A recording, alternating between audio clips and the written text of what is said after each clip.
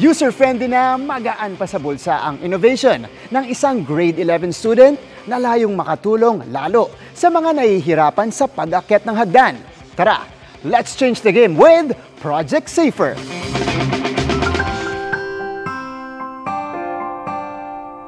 Sa mga may motor impairment, senior citizens, o iyong recovering from injuries. Di na kailangan mahirapan sa pag-akyat ng hagdan. Dahil sagot na kayo ng Project Safer o Stair Assistance for Everyone in Recovery. Developed by George Lian Tizon, isang grade 11 student ng Taguig Robotics Team. User-friendly na, magaan pa umano sa bulsa.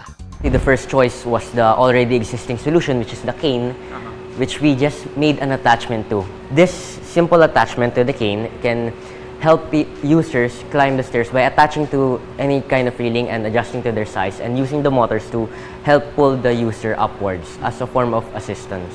Pinag-aralan ng developer kung paano may incorporate ang proyekto sa stair railing in consideration with weight capacity, speed, at terrain adaptability ng user. At para magawa yan, nagkabit sila ng gripping mechanism. At meron din niyang powerful motor for necessary support.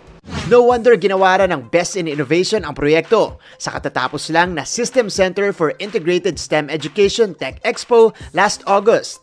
With the materials at hand and also what we know in terms of robotics and technology, we thought that this simple innovation, although quite simple, can still prove quite effective. Mga kapuso, ganito gumagana ang Project Safer. So, una, pipindutin natin yung switch to turn it on, pero hindi pa siya agad-agad iikot. Para magawa natin yan, kailangan natin pindutin itong speed setting niya. Ayan. Yun yung red button. Meron siyang 3 levels ng speed. Pabilis lang siya ng pabilis. Ilalagay lang natin siya in between. Dito na natin ilulusot yung railing.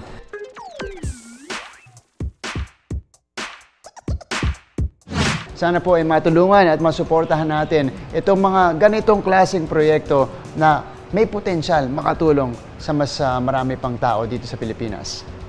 Para sa GMA Integrated News, ako si Martin Javier, changing the game!